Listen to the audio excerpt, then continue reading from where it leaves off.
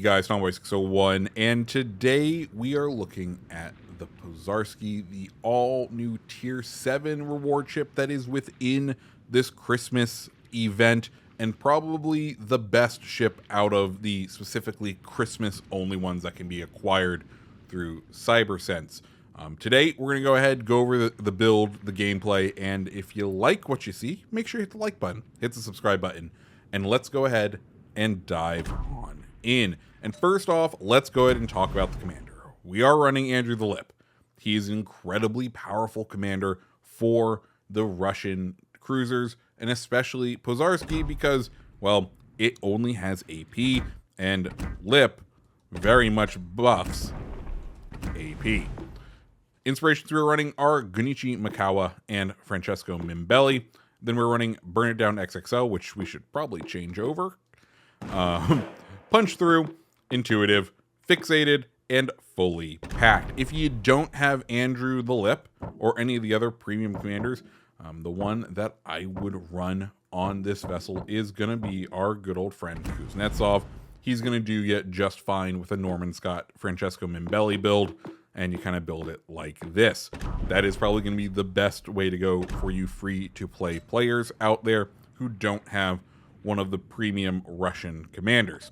As far as mod slots go, we are running Aiming System Mod 1, then we are running Propulsion Mod, then the Concealment Mod, and finishing it off with Main Battery Mod 3.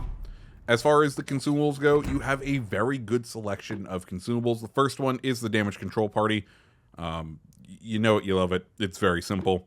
Then you have the choice between the Sonar and the Defensive AA. Defensive AA is a standard 200%, or the Sonar is the Russian shorter range sonar, but still sonar on a cruiser with smoke.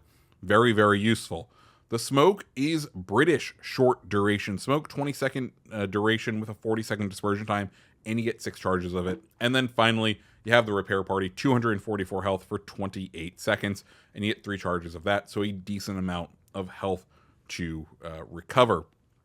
As far as the stats go, you're looking at 40,700 health with an armor thickness between 13 and 175 millimeters. What that looks like on the ship, well, you're pretty much coated in 25 millimeters of armor. This is very much a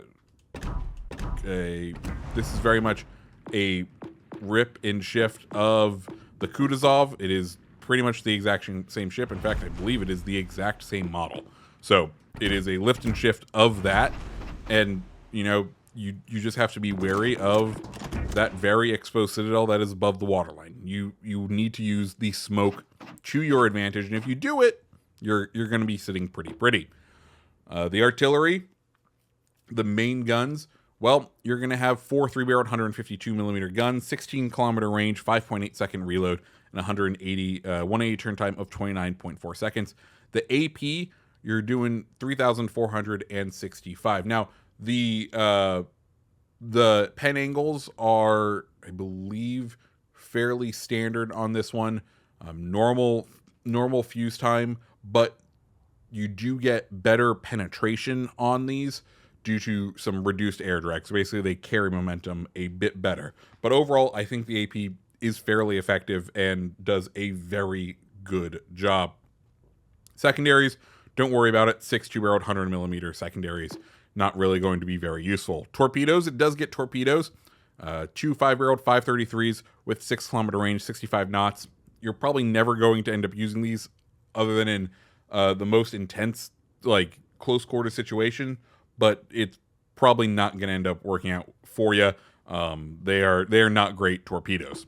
AA defense, okay, 5 kilometer range at 100 for 117 damage per second, which is pretty good. With the 3.5 kilometer range for 147, so fairly okay. Not the best, but certainly not the worst at the tier. Maneuverability, 33 knot top speed, 760 meter turning circle, and a 6.5 rudder shift.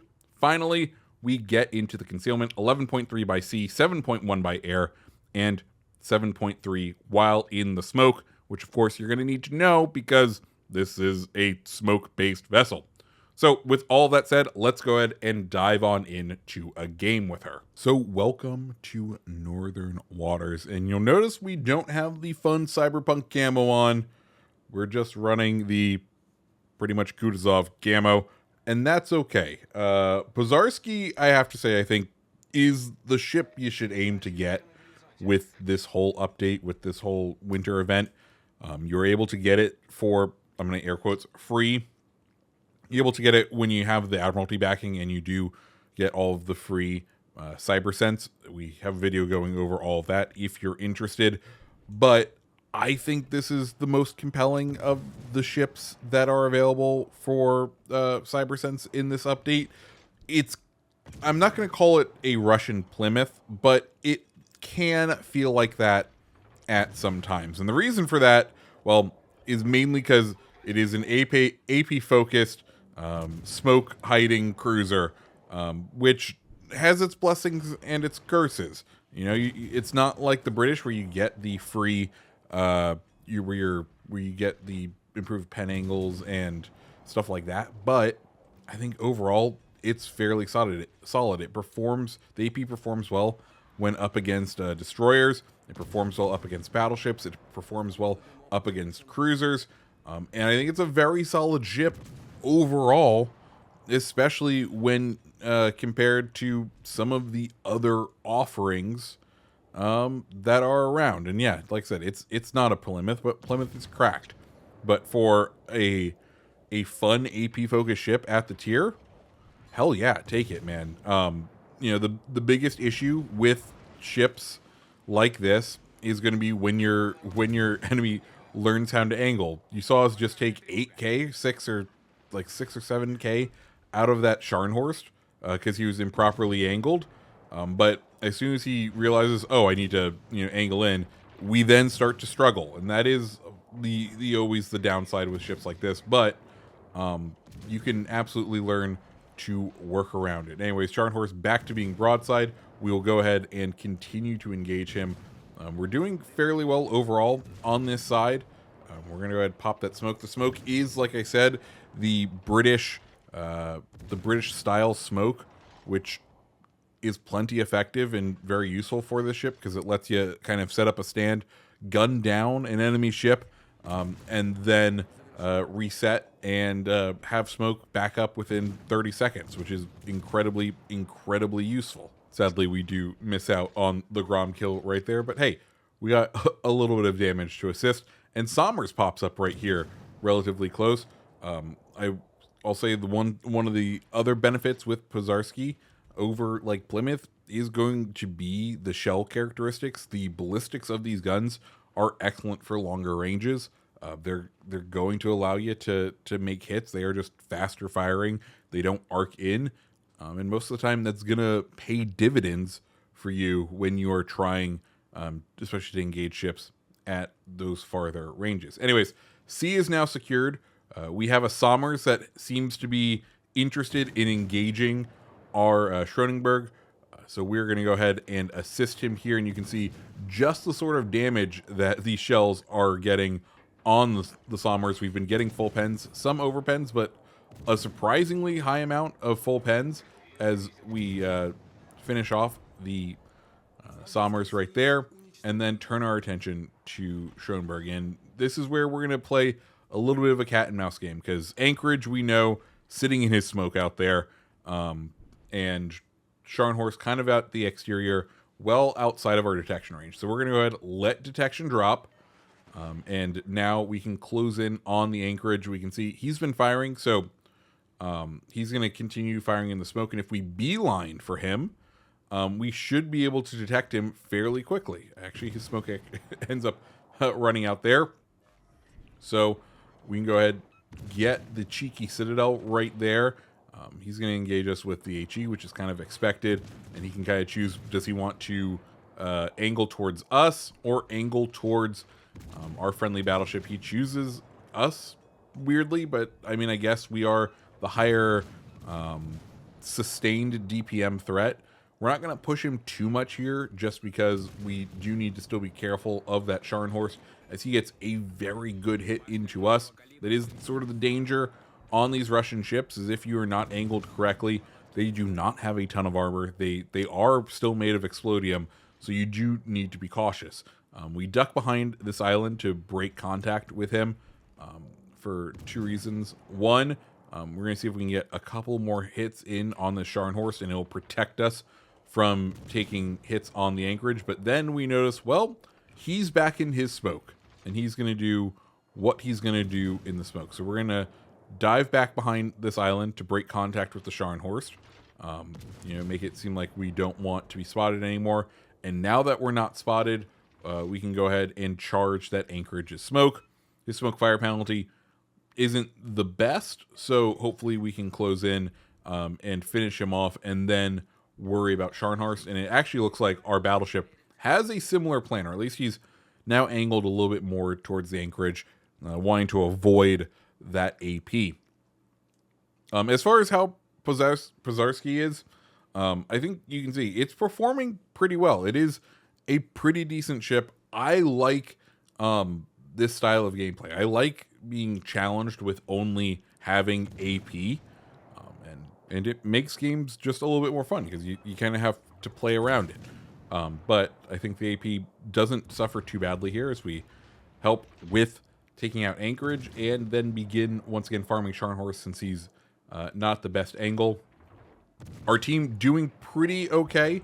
We are nearly tied up on ships, but we do have a destroyer, which is really important in these matches, just because they are the ones providing some very good hard spotting.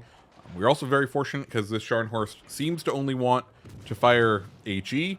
I don't know why, but we will take it.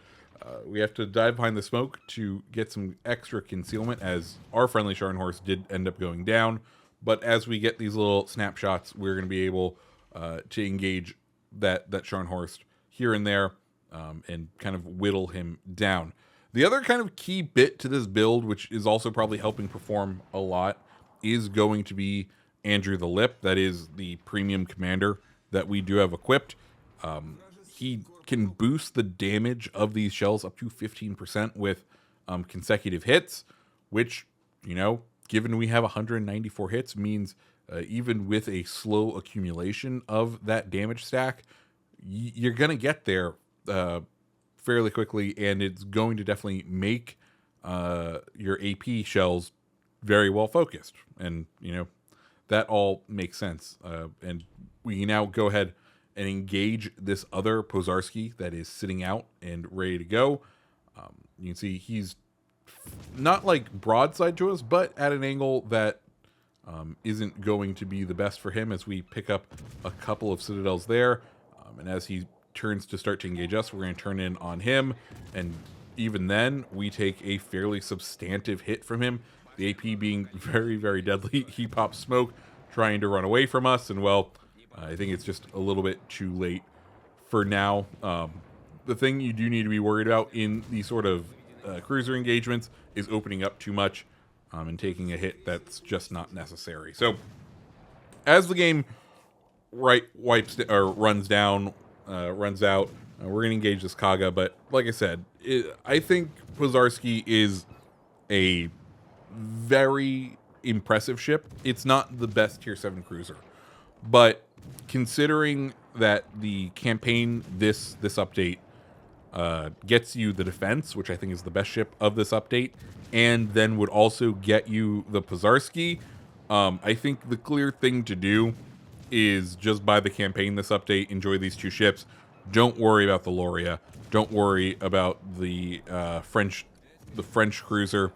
I think these two are the definite highlights, and just, enjoy these ships, or just ignore it overall. Who cares? Anyways, guys, if you like videos like this, hit the like button, hit the subscribe button, and I hope you have a fantastic rest of your day. See ya.